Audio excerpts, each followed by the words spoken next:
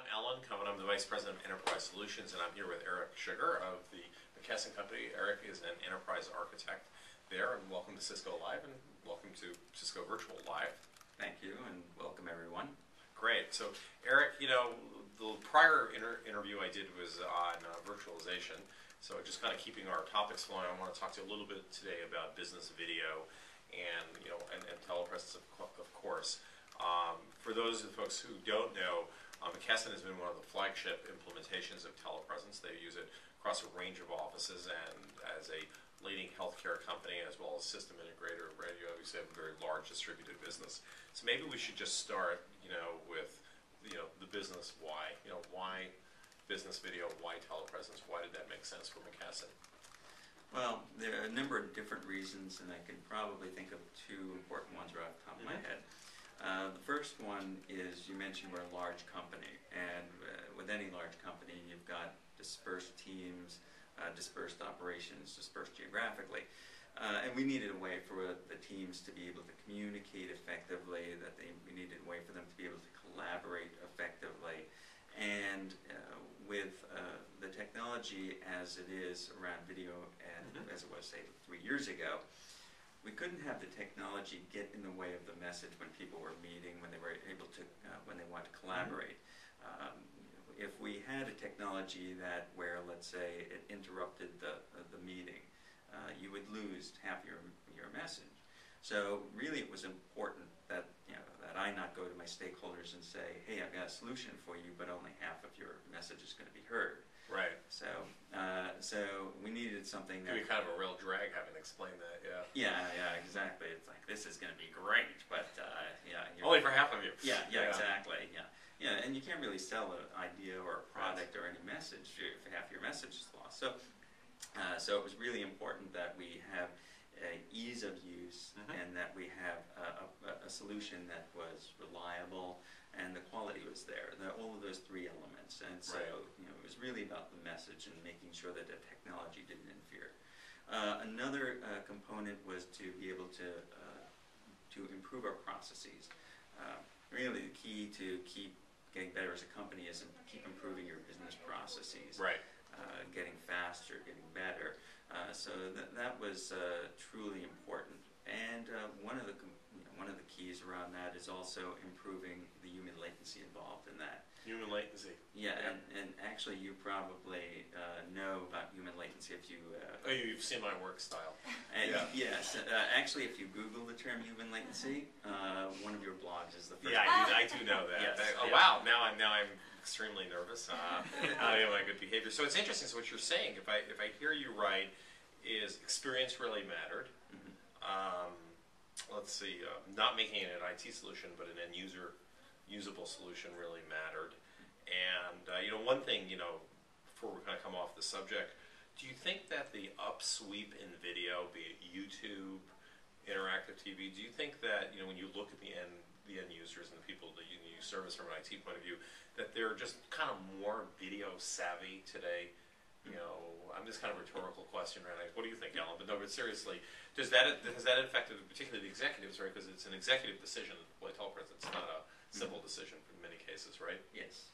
It has made people more savvy. I think the consumerization of technology, this kind of goes to that, where people at home, if you say in one sentence, flip, YouTube, Facebook, they immediately know in their head that they think back to when they did the video of themselves using their flip, doing the Macarena, posting it to YouTube, and then... You can search YouTube, there's no chance you're going to find me doing the Macarena. I have other rants and raves on YouTube, but not the Macarena. But I think that's an interesting point, right? And we've seen, this big transition that, people at all levels in a company are very video savvy. If you're not, your kids have it, or somebody has it. And I think people are just, to the point you made earlier, I guess it's almost people are more comfortable now than they were using video. I think in the old days people would worry, what did I look like? Well, and telepresence is a perfect example of that, because if you looked at video conferencing before, there was a lot of focus on what do I look like, because typically in the video conferencing as it existed before, there was a square where you were seeing yourself. TelePresence elevated all of that because people were just communicating back and forth, and they were not getting as self-conscious, and thus their message was getting clearer because they weren't thinking so much about, hey, what do I look like? They were able to focus on really the content and really what they needed to communicate across. I mean, that's probably a good segue for kind of a second question. So not everybody gets John Chambers as a boss, right?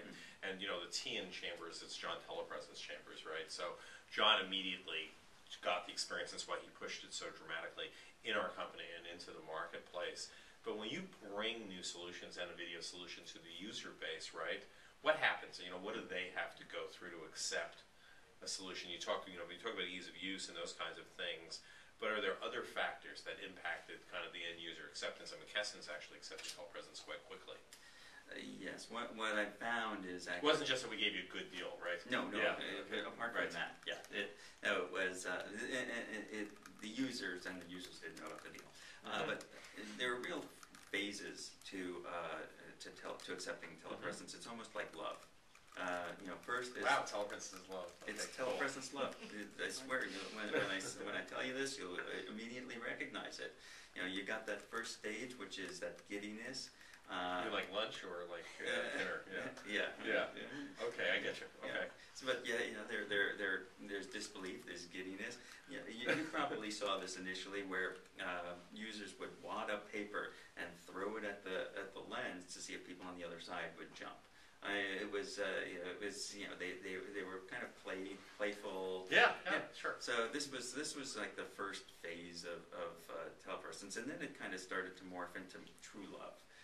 Where it was love of the heart, not just of the body, right? Yes, I get it. Yes, okay. Yeah. They're asking, like, where's this going? Is this TelePresence thing serious?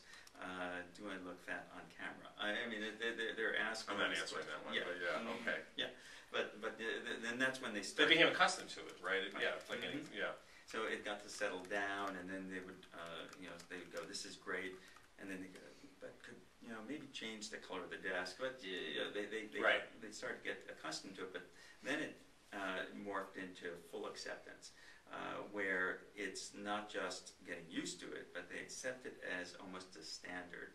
So they view it as this is going to be the future of video. So it's not like a novelty anymore.